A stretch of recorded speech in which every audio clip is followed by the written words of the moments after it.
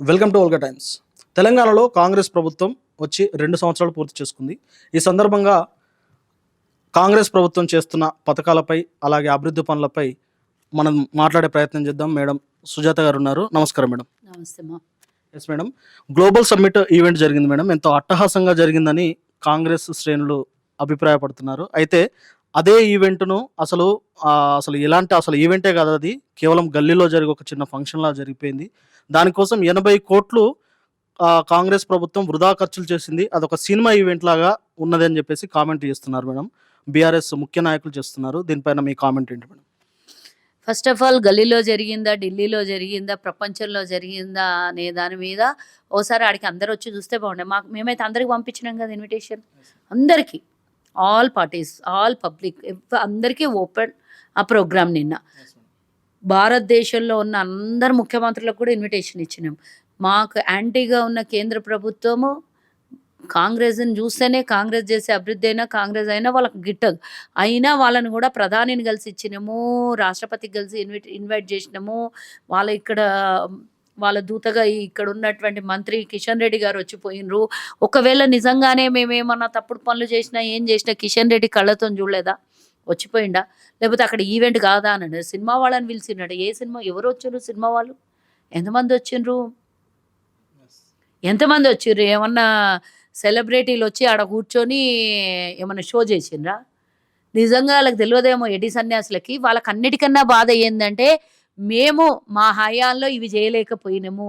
ఇక మొత్తం రేవంత్ రెడ్డి అని ఒక పిల్లగాడు లాగా, చిన్నోడులాగా ఉండి మా ముంగల పుట్టి పెరిగినోళ్ళు కేసీఆర్ ముంగల్ని, అంటే ఇట్లా ఇంత లోపలనే చూస్తూనే ఆకాశంకి ఎదిగిపోయిండు అని తట్టుకోలేక మళ్ళీ అన్ని చేసేస్తే మాకు కొట్లానికి ఏముండవు.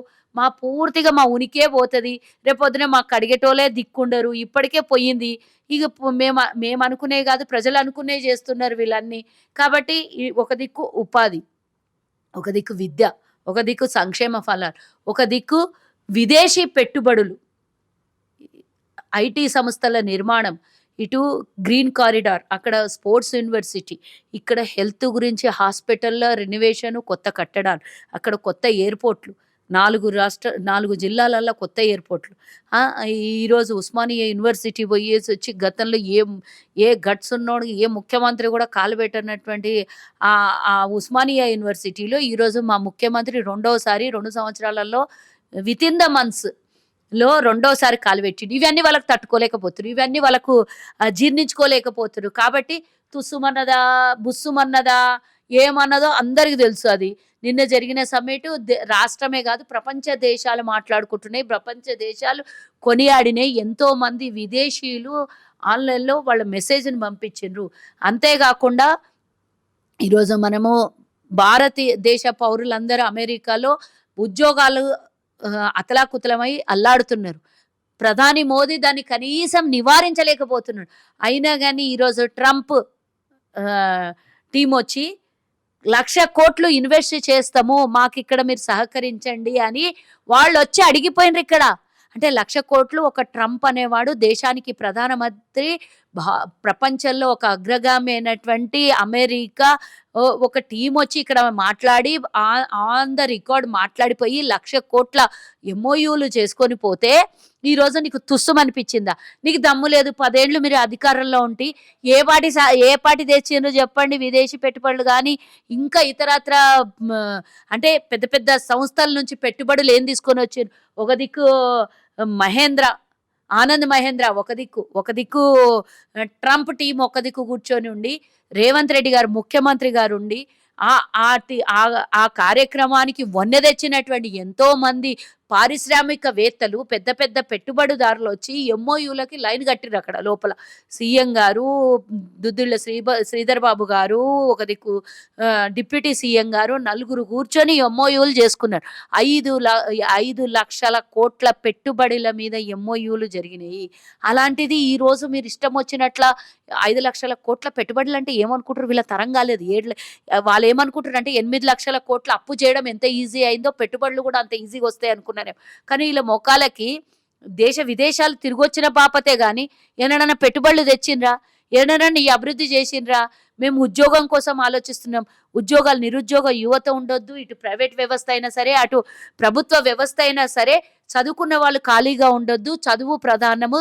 ఒక కుటుంబం గాని, సొసైటీ గాని బాగుపడాలంటే ప్రతి ఒక్కళ్ళు కూడా విద్యావంతుడు అయ్యి ఉండాలి. విద్యావంతుడైతే ఉద్యోగ పరంగానో, వ్యాపార పరంగానో, రైతు వ్యవసాయ పరంగానో, పారిశ్రామిక పరంగానో అభివృద్ధి చెందుతారు అని మా ముఖ్యమంత్రి గారు పదే పదే అహర్నిశలు నిద్రాహారాలు మాని 16 గంటలు ప్రతి 2 సంవత్సరాల నుంచి ఇప్పటి వరకు ప్రతిరోజు 16 గంటలు ఒక్కరోజు కూడా సెలవు తీసుకోకుండా పనిచేస్తుంటే మీ కళ్ళు కబోదులు ఎత్తుకపోయినాయి. మీ బతుకులకి దరిద్రం చుట్టుకున్నది.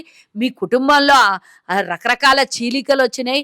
ఎండాకాలం వస్తే నీళ్ళన్నీ ఎండిపోయి ఇట్లా బీడులు బారుతాయి చూడండి భూములు. అట్లా మీ కుటుంబం అంతా ఎండిపోయి బీడులు బారిపోతే రాజకీయ దరిద్రం అంతా మీ కుటుంబం మీద ఆవరించి ఉంటే ఆ దరిద్రాన్ని మాటల రూపంలో ఆ ప్రెస్టేషన్ని కాంగ్రెస్ మీద తీసి మా ప్రభుత్వం మీద తీసి పెట్టుబడులు లేవంటారు. మీరు ఒక్క రూపాయి పెట్టుబడులు ఏడన్నా తెచ్చిన బాపత్ చూపించి అభివృద్ధి చేసింది చూపించిండ్రు ఏనడన్నా? ఏమీ లేదు. తెలంగాణ ప్రజల పైసలన్నీ ఎట్లా దోసుకుందామా అనే 10 ఏళ్ళు గడిచిండ్రు మీరు. ఈ 10 ఏళ్లలో మీరు చేసింది ఏమి అంటే మా మీద తిట్టుడు. ఇప్పటిదాకా చేసింది చూపియరు. ఏమన్నంటే 8 లక్షల కోట్లు అప్పు చేసిండ్రు అంటే అభివృద్ధి చేసినామంటారు. అభివృద్ధి ఏందిరా దరిద్రులారా అంటే అభివృద్ధి చూపియరు. అభివృద్ధి చూపించిన ఏదన్నా ఏమన్నంటే మేము ఏమంటారు అదొక్కటి మన కేబుల్ బ్రిడ్జ్ ఒకటి చూపిస్తారు, కాళేశ్వరం చూపిస్తారు, లేకపోతే మిషన్ భగీరథ చూపిస్తారు. దీనికి 8 లక్షల కోట్లు అయిపోతాయి. అప్పుడు మిషన్ భగీరథ మీద మీ దరిద్రం అంతా 1,00,000 కోట్లు తీసుకొని పోయి పోసారు. అదేమన్నా రూపాయి విలువ పనిచేస్తున్నదా? పోనీ మిషన్ భగీరథ మీద కవితను కూర్చోబెట్టి అడుగుండి. ఎన్ని వందల కోట్లు, ఎన్ని వేల కోట్లు దాని మీద దోపిడీ చేసిండ్రో, ఎంత స్కామ్ చేసిండ్రో ఆమెనే చెప్తుంది. మేమంతా అవసరం లేదు, మాకు మీరు ప్రశ్న లేకండి. రోజు కవిత దగ్గరికి వెళ్ళండి. కవిత మంచిగా చెప్తుంది వీళ్ళ గురించి. నిన్న కూడా మాట్లాడింది ఆమె కవిత. ఆమె కవిత మాట్లాడిన మాటలు మీరు విని ఉండొచ్చు. అన్నీ 1 కాదు 2 కాదు. ఎవ్వరు అడగొద్దు. వాళ్ళ కుటుంబంలో పుట్టి రక్తం మంచుకొని పుట్టిన కేసీఆర్ బిడ్డనే స్వయాన బయటకు వచ్చి చెప్తుంది. మా అందరి గురించి, మా గురించి మేము గొప్పలు చెప్పుకోవద్దు, మేము చెడుగా కూడా చెప్పుకోవాల్సిన అవసరం లేదు. ఆమె తెలంగాణ ప్రజల్ని ఎట్లా మోసం చేసిండ్రో ఆమె అన్నీ చెప్తుంది. అంతకన్నా మించిన సాక్ష్యం వేరే ఎవరు అవసరం లేదు కదా. కుటుంబ సభ్యురాలు అధికారికంగా ఉన్నటువంటి ఒక గతంలో ఎంపీగా ఉండి, ఎమ్మెల్సీగా ఉండి రకరకాల పదవులు అనుభవించిన కుటుంబ సభ్యురాలే చెప్తోంది. ఇంకా అయినా మీరు సిగ్గు లేకుండా మళ్ళొచ్చి మాట్లాడుతారు. మాకు ఇవ్వకుండాప్ప జవాబు, మీరు కవిత అడిగిన ప్రశ్నలకు జవాబు చెప్పండి చూద్దాం. మీకు దమ్మున్నదా? ఎందుకు చెప్తలేరు? కవితకి ఎందుకు చెప్తలేరు? వేరేవాళ్ళు ఎవరన్నా ఒక్క మాట అంటే ఉరుక్కొని మీదికి వచ్చి పడతారు కదా. కవిత ఇన్ని మాటలు అంటుంది. హరీష్ రావు బయటకు వచ్చి ఇది తప్పు అని ఎందుకు మాట్లాడతలేడు? కేసీఆర్ ఎందుకు మాట్లాడతలేడు? కేటీఆర్ ఎందుకు మాట్లాడతలేడు? ఎంతో మందిని బయట వేసింది ఆమె. సంతోష్ రావుని బయట వేసింది. వీళ్ళందరూ ఎందుకు మాట్లాడతలేరు అంటే మీరు గతంలో మీరు దోపిడీ చేశారు, తప్పులు చేశారు, అన్నీ ఆమె నిజాలు బయట పెడుతుంది కాబట్టి మీకు దమ్ము లేదు జవాబులు చెప్పడానికి. ఆమె స్వయాన నిల్వెత్తు సాక్ష్యం కదా. అలాగే మనకు గ్లోబల్ సమ్మిట్ జరగడము కాంగ్రెస్ అధిష్టానానికి ఇష్టం లేదు. రాహుల్ గాంధీ కానీ, లేదంటే సోనియా గాంధీ గారు కానీ, ఇతర మల్లికార్జున ఖర్గే లాంటి ఎవరు కూడా ఢిల్లీ ఏఐసిసి నుంచి హాజరు కాలేదు. వాళ్ళకి సిగ్గులేని వేదవలకు నిన్నేం రోజు పార్లమెంట్ ఉందా లేదా? వాళ్ళకి పార్లమెంటులో దేశానికి సంబంధించిన విషయాలు మాట్లాడాలి కదా. వాళ్ళు ముగ్గురు పార్లమెంటులో కూర్చోవాల్సిన వాళ్ళే. ప్రియాంక గాంధీ కూడా కూర్చోవాల్సిన వాళ్ళే. 4 పార్లమెంట్లోనే ఉంటారు. సోనియా గాంధీ రాసిన లేఖను చూసినరా లేదా? కళ్ళు కబోదులు ఎత్తుకపోతే మళ్ళీ అది మీరు గూగుల్లో సెర్చ్ చేసినా దొరుకుతుంది. లేకపోతే మా కాంగ్రెస్ టీం ఏ మీడియాలో చూసినా మీకు దొరుకుతుంది. ఆ లెటర్ చదవండి. ఇష్టం లేకపోతే సోనియా గాంధీ స్వయాన రాసి సంతకం పెట్టినటువంటి లెటర్ కూడా అబద్ధమేనా మీకు? అంటే మల్లికార్జున ఖర్గే గారు మాట్లాడినరు, సోనియా గాంధీ గారు విషయం చెప్పిండ్రు, రాహుల్ గాంధీ గారు విషయం చెప్పిండ్రు, ప్రియాంక గాంధీ గారి విషయం చెప్పిన అందరూ చెప్పారు. అంటే ఇష్టం లేదు అంటే ఏమి ఇష్టం లేదు? అభివృద్ధి చేయడం ఇష్టం లేదా? లేకపోతే తెలంగాణలో కాంగ్రెస్ పార్టీ ప్రభుత్వం ఈరోజు ప్రజల మెప్పు పొందుతుండడము కాంగ్రెస్ అధిష్టానానికి ఇష్టం లేదు? అసలు ఏది ఇష్టం లేదు? ఈ దుర్మార్గులను అడగండి. కవిత మాట్లాడడం కేసీఆర్కి ఇష్టం లేనట్టు రేవంత్ రెడ్డి చేసిన పనులు అధిష్టానానికి ఇష్టం ఉండవా? ఏం జరిగిందని అక్కడ? లక్షల కోట్ల పెట్టుబడులు, అన్నిటికన్నా మించి ఒక 30,000 ఎకరాలు ప్రభుత్వం ఈరోజు ప్రజల దగ్గర కొనుగోలు చేసి రకరకాలుగా 4th సిటీగా ప్రపంచంలో రాష్ట్రం కాదు మేము పోటీ పడుతోంది, దేశంలో ఉన్న రాష్ట్రాలతో కాదు మా పోటీ, ప్రపంచ దేశాలతోని మేము ఫోర్త్ సిటీగా చేయాలనుకుంటున్నాము.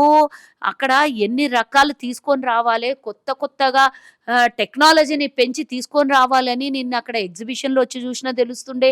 అక్కడ మా ప్రెజెంటేషన్ వచ్చి చూషినా తెలుస్తుండే.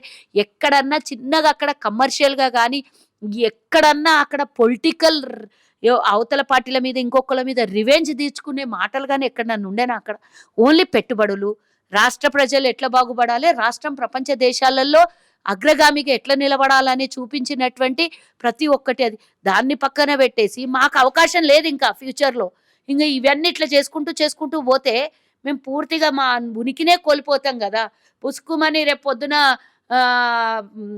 ఇంకో 10 ఏండ్లు కాంగ్రెస్ ప్రభుత్వానికి ఇస్తే మేమిప్పుడే ఖతమైపోయినాము. ఆయనతో ఉన్నది గూడా పోతది అని జెప్పి వీళ్ళు ఏదైనా చేస్తే వాళ్ళు ఏమంటారది, వ్యతిరేకించినా పర్వాలేదు. కనీసం సూచనలు చేయరు గదా! సరే ఒక్కొక్కోళ్ళొచ్చినప్పుడు ఒక్కొక్క విధానం జేస్తరు.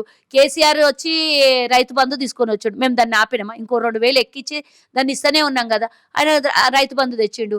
అంతకుముందు ఎన్టీ రామారావు రూ. 2 కిలో బియ్యం తెచ్చిండు. రాజశేఖర్ రెడ్డి వచ్చి ఉచిత కరెంట్ ఇచ్చిండు. ఫీజు రీయింబర్స్‌మెంట్ ఇచ్చిండు. ఆరోగ్యశ్రీ తీసుకొనొచ్చిండు. అవి ఏవి ఆగట్లేదు గదా! అవి కంటిన్యూ అయితున్నాయి గదా! మరి రేవంత్ రెడ్డి వచ్చినాక కొత్తగా ఆలోచనలు చేసి నేను ఇది చెయ్యాలి, ఇది చేస్తే తెలంగాణ ప్రజలకి ప్రపంచ దేశంలో ఎకానమీ పెరుగుతది. $3 ట్రిలియన్ తీసుకొని పోవాలే. 2047కి దేశానికి స్వతంత్రం వచ్చి 100 సంవత్సరాలు అయింది. అంతకుముందు ఒక 10 సంవత్సరాల ముందు ఒక $1 మిలియన్ ఉంది, రీచ్ అవ్వాలి అని మన కాన్సెప్ట్ తీసుకొని పోతున్న మా ముఖ్యమంత్రి గారిని, సరే మేము ఇట్లా మేము ఇలా చేసినాం, ఇలా కాదు ఇలా ఇంకోలాగా చెయ్యండి, ఇంకోలాగా ఇంకా బాగా చేయండి అని మీరెందుకు సూచనలు ఇస్తలేరు? సలహాలు ఎందుకు ఇస్తలేరు? వ్యతిరేకించడం తప్పించి మీకు సలహాలు, సూచనలు ఇయ్యడానికి మీకు ఆడ ప్రతిపక్షంలో కూర్చోబెట్టలేదా? అవెందుకు మాట్లాడతలేరు?